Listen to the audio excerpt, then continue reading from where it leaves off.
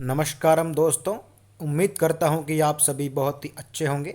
तो आज मैं लेकर आया हूँ राजस्थान जीके का लेक्चर 8 और टॉपिक है राजस्थान की मिट्टियाँ। तो चलिए आरंभ करते हैं।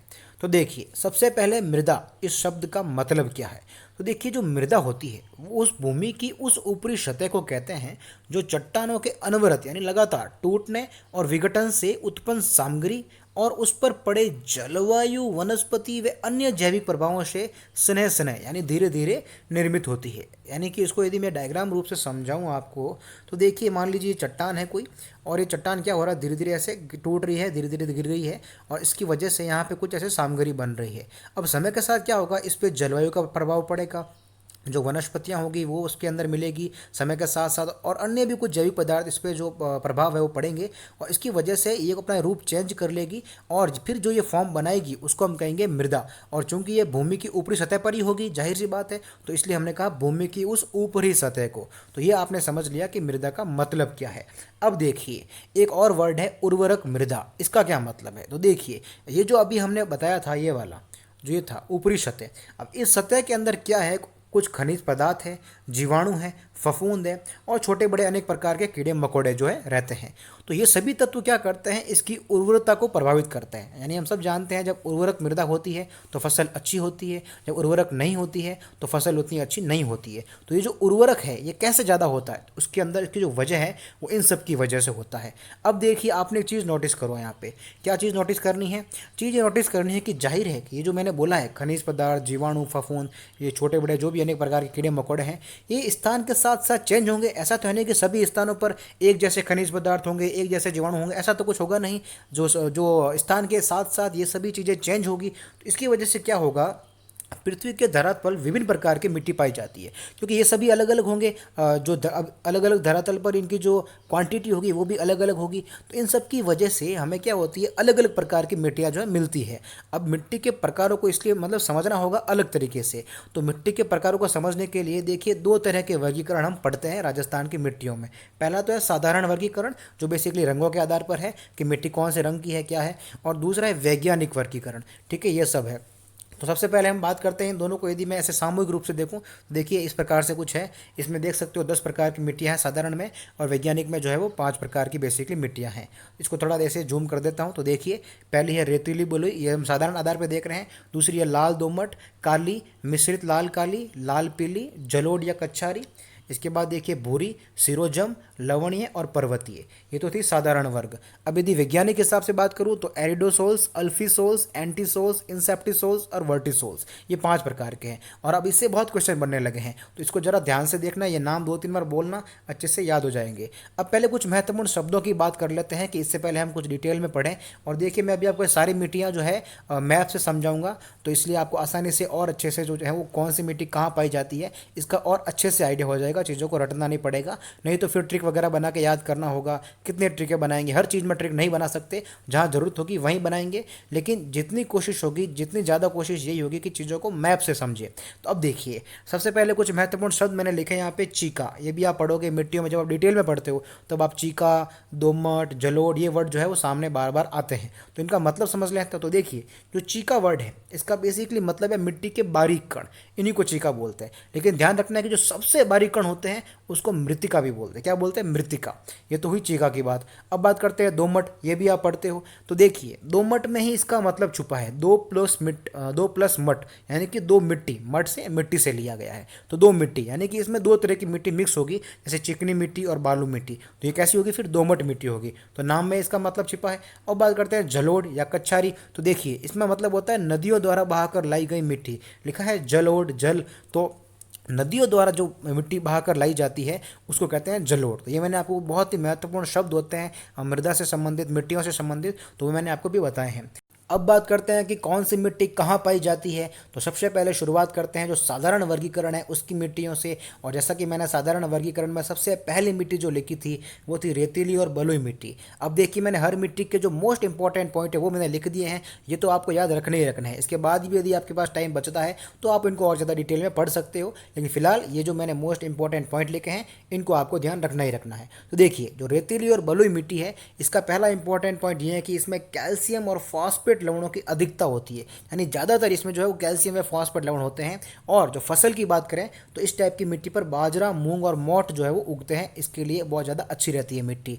अब देखिए कहाँ पाई जाती है, तो देखिए मैंने मैप में यहाँ पे लिखा है, मैप में यहाँ पे बनाया है, मैंने यहाँ पे कलर किया उसको। तो ये जो जिले हैं इनमें जो है रेतीली और बलुई मिट्टी ज़्यादातर पाई जाती है। आप देख सकते हो जैसलमेर, बाड़मेर, ये जब आप मैप में देखोगे तो आपको अपने आप आइडिया हो जाता है कि कौन सा जिला कहाँ पर है। तो ऐसे कलर फॉर्म में जब देखते हो तो आपको माइंड में आ जाता है कि किस जिले की बात हो रही है। अब देखिए लाल और दोमट मिट्टी।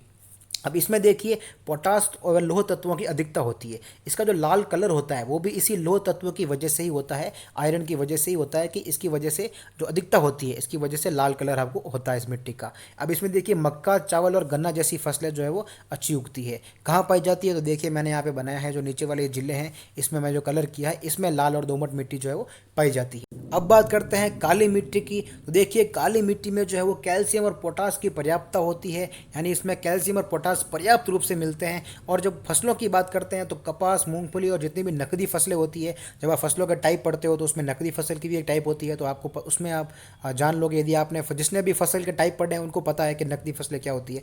तो ये फसलों का टाइप का अलग टॉपिक हो जाता है, लेकिन फिलहाल आपको ये ध्यान रखना है कि कपास, मूंगफली और नकदी फसल हेतु काली मिट्टी जो है वो उपयुक्त रहती है। अब देखिए कहाँ पाई जाती है, तो मैंने यहाँ पे कलर किया है मैप में, आप देख सकते हो कि कौन कौन से जिले इसमें आते हैं। अब बात करते हैं मिश्रित लाल काली मिट्टी। तो देखिए मैंने कलर में लाल और काली को मिक्स करके ऐसे बनाया है।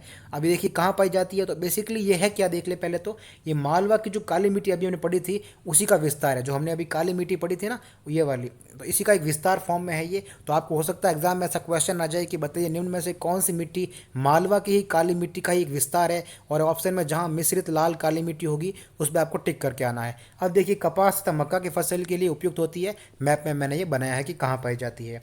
अब बात करते हैं मिश्रित लाल पीली मिट्टी। तो इसमें देखिए एक ही पॉइंट इंपॉर्टेंट है कि इसमें लौह ऑक्साइड की बहुलता होती है।